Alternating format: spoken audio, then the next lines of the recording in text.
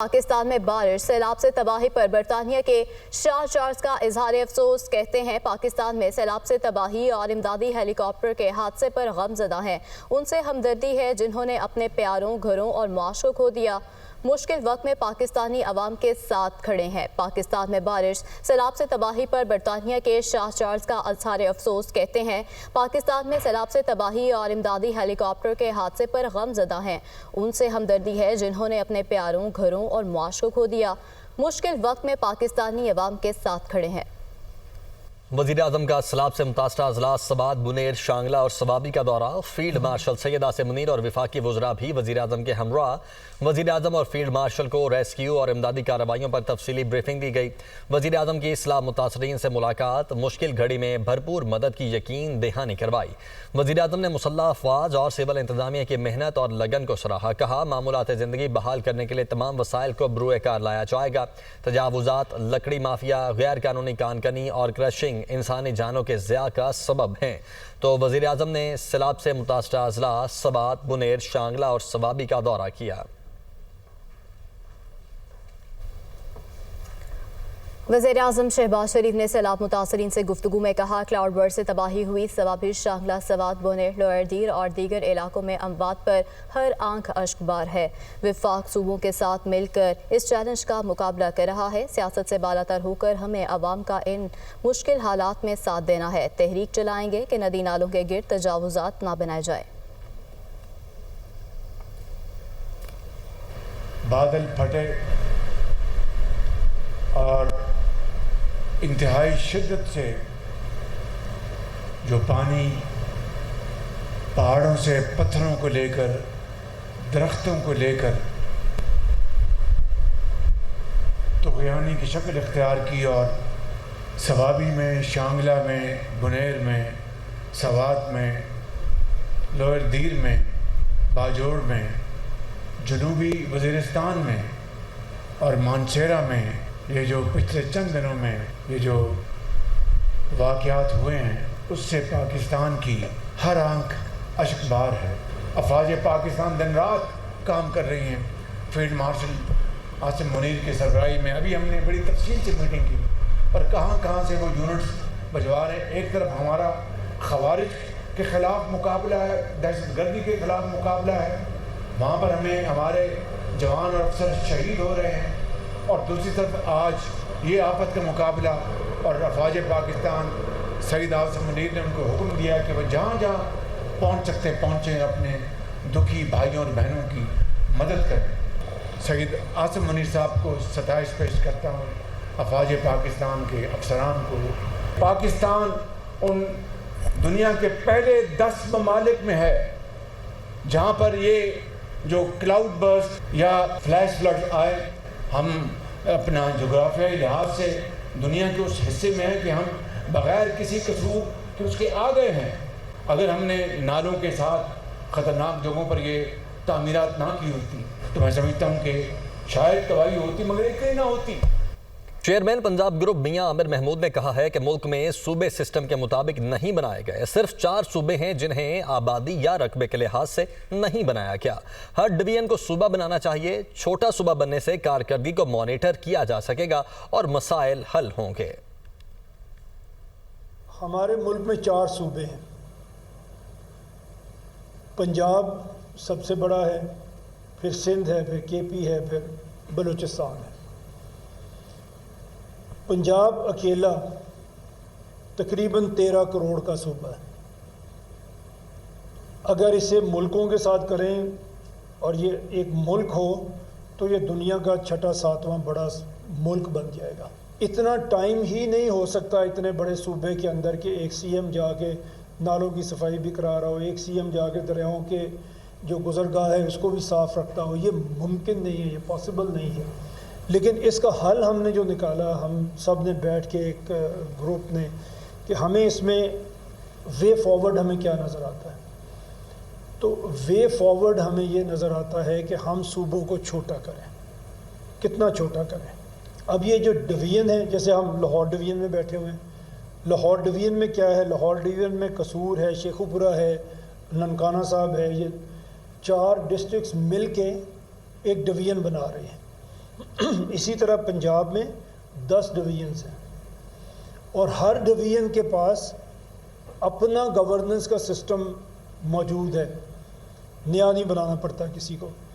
تو ہم یہ پروپوز کر رہے ہیں کہ آپ ہر ڈویژن کو پروونس بنا دیں, اسی کا کمشنر وہاں پہ چیف سیکرٹری ہو جائے گا, اسی کا آر پی او جو پولیس آفیسر ہے وہ وہیں کا آئی جی بن جائے گا.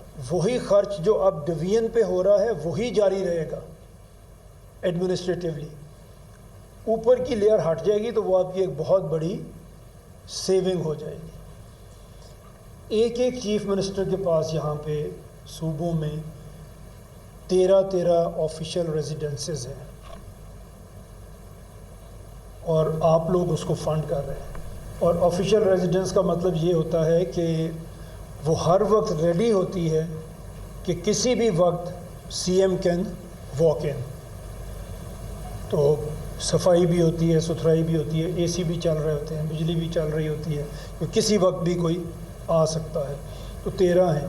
جب چھوٹے صوبے بنیں گے تو یہ چیز نہیں ہوگی, پھر وہ اپنے بجٹ کے مطابق ہی کچھ کر سکے گا سی ایم, جو بھی کر سکے گا.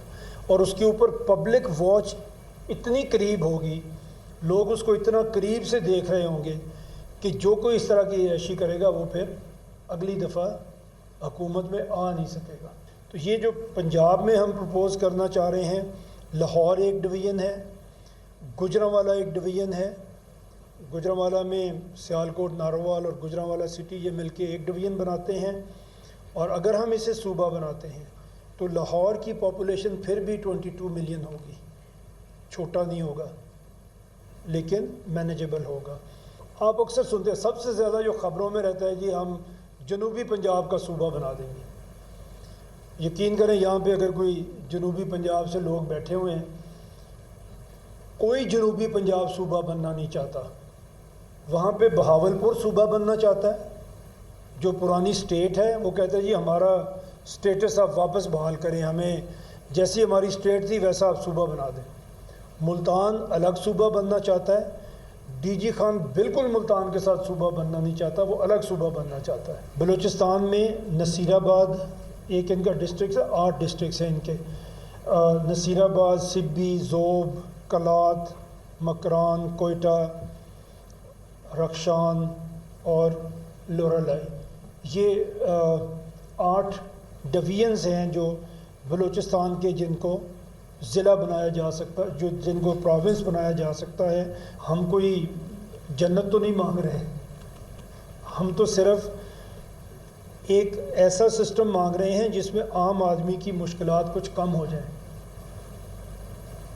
تو یہ جتنا ہے ہمیں روٹی کپڑا بھی ملے گا, سب کچھ ملے گا, لیکن وہ کسی ایک لیڈر کی مہربانی سے نہیں ملے گا, وہ سسٹم کو ٹھیک کرنے سے ملے گا. جب ہم صوبوں کی بات کرتے ہیں تو پھر یہ 4 ہائی کورٹس نہیں ہوں گی, پھر 33 ہائی کورٹس ہوں گی, پھر ان کے سامنے کیسز لگیں گے. جو پینڈنگ کیسز, اگر ایک جج جس دن بیٹھتا ہے, ہم ان کو برا کہتے ہیں کیونکہ ہمارے ساتھ اچھا سلوک نہیں ہوتا, بٹ ایک جج جس دن بیٹھتا ہے اس کے سامنے ایوریج 1000 کیس پڑا ہوتا ہے ایک دن میں. وہ کیا کر لے گا؟ ہیومنلی پاسبل ہی نہیں ہے کہ وہ اس میں کوئی انصاف کر دے. وہ پھر سلیکٹیو سے کیس نکالے گا, باقیوں پہ تاریخیں پڑ جائیں گی اور کام آپ کا چلتا رہے گا. تو یہ جوڈیشل سسٹم بھی ٹھیک ہوگا جب آپ کے صوبے چھوٹے ہوں گے. چیئرمین پنجاب گروپ میاں عابر محمود نے یہ بھی کہا ہے کہ کسی منسٹر کے لیے ممکن نہیں کہ لاہور میں بیٹھ کر پنجاب کے 50,000 سکولز کی مانیٹرنگ کرے. حکومت ہر سکول جانے والے بچے پر 4,400 روپے خرچ کر رہی ہے. کئی اچھے پرائیویٹ سکول اس سے کم فیس لے رہے ہیں.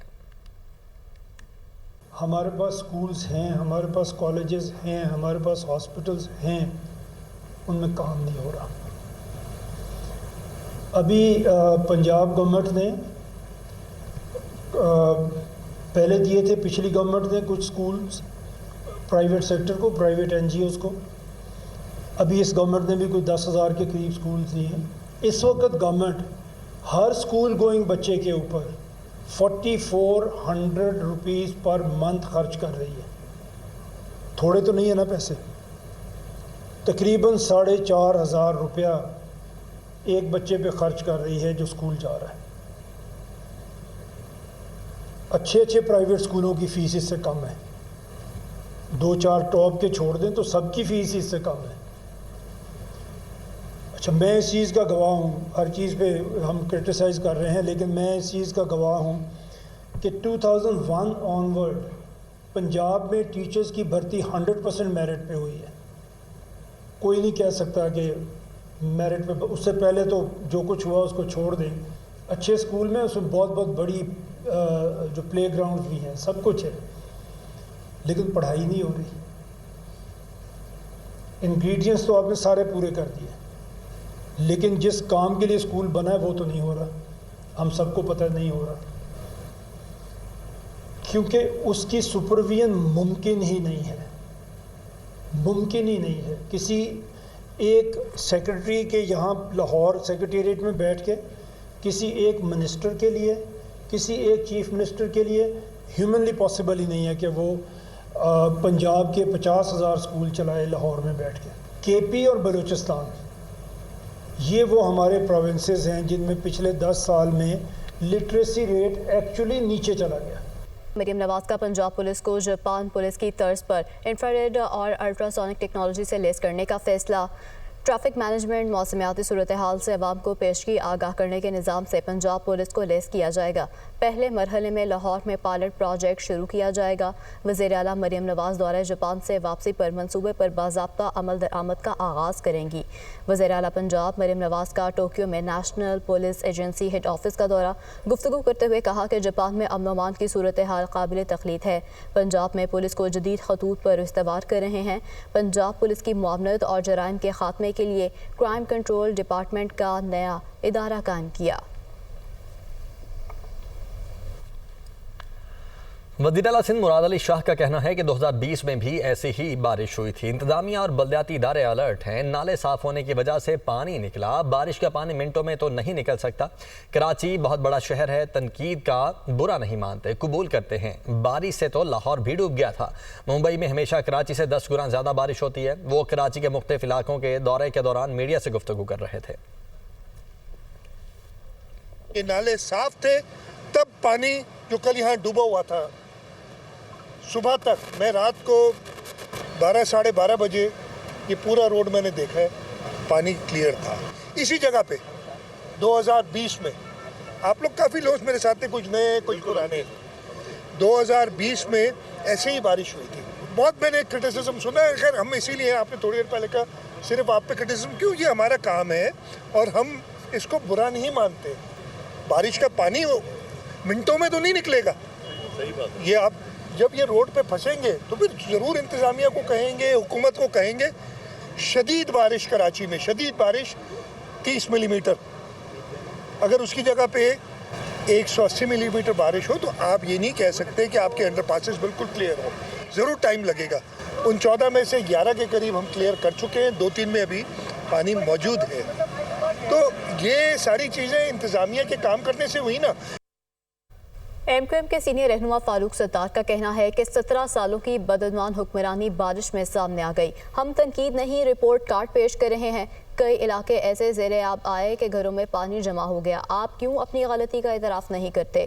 وہ کراچی میں پریس کانفرنس کر رہے تھے. پاک فوج کی جانب سے کراچی میں ریسکیو ٹیموں کی امدادی سرگرمیاں جاری. فوجی جوان دن بھر بارش کے باعث شہر کے مختلف اطراف میں متاثرہ افراد اور گاڑیوں کو ریسکیو کرنے میں مصروف. مسلسل بارش کے باعث پاک فوج کی امدادی گاڑیوں کی مدد سے بہت سی گاڑیوں کو ریسکیو کیا گیا. بزرگوں اور بچوں کو پاک فوج کے جوانوں نے محفوظ مقامات پر منتقل کیا. پاک فوج کا عملہ حالات کی بہتری تک امدادی کارروائیاں جاری رکھے گا. شاہراہ فیصل سے جڑا نرسری کا علاقہ جھیل کا منظر پیش کرنے لگا. سرکاری ٹیمیں چند قدم دور مگر نرسری فرنیچر مارکیٹ پر نظر بھی نہ پڑی. تجارتی مارکیٹ زبوں حالی کا منظر پیش کرنے لگی ہے. اسی والے سے مزید بتا رہے ہیں حمزہ گیلانی جو کہ اس وقت سپاٹ پر ہی موجود ہیں. جی حمزہ بتائیے گا کیا صورتحال دیکھ رہے ہیں؟ इस वक्त कराची की नर्सरी फर्नीचर मार्केट में मौजूद हूँ। यौमिया करोड़ों रुपए कमाने वाली यह मार्केट 2 रोज से बंद है। करोड़ों रुपए का नुकसान हो रहा है ताजिरों का। पहले तो मैं आपको यहाँ का मंजर दिखा दूँ। नकासी आपके हवाले से कोई टीमें यहाँ पर नहीं आई, ना कल आई ना आज आई। सामने है शारा फैसल, जिसको साफ करने में तमाम तर टीमें, तमाम तर बड़े बड़े सरकारी अफसरान मुतहरिक नज़र आते हैं, लेकिन शारा फैसल से बिल्कुल मुत्तसिल है ये इलाका। और शारा फैसल के साथ ये नर्सरी की फर्नीचर मार्केट है और इसकी आप हालत देख सकते हैं। घुटनों घुटनों पानी है, चारों तरफ पानी है, तमाम दुकानें बंद हैं।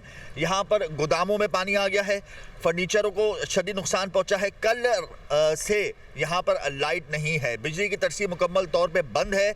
यहाँ पर रहायशी जो लोग हैं उनको शदीद मुश्किलात का सामना, उनका यही कहना है कि घुटनों घुटनों पानी जमा हुआ है। किस तरीके से रोड पे जाएंगे? लोगों का यही कहना है कि जो सामने खड़ी हुई सरकारी मशीनरी है, जो बलदियाती इदारे हैं जो शारा फैसल को क्लियर करने में मसरूफ़ हैं, वो रोड पार करके इधर आ जाएँ और यहाँ से भी पानी को निकालें, ताकि यहाँ पर मामूलात ज़िंदगी जो है वो बहाल हो सकें और कम अज़ कम जो ताजिरों का करोड़ों रुपए का नुकसान हो रहा है वो ना हो।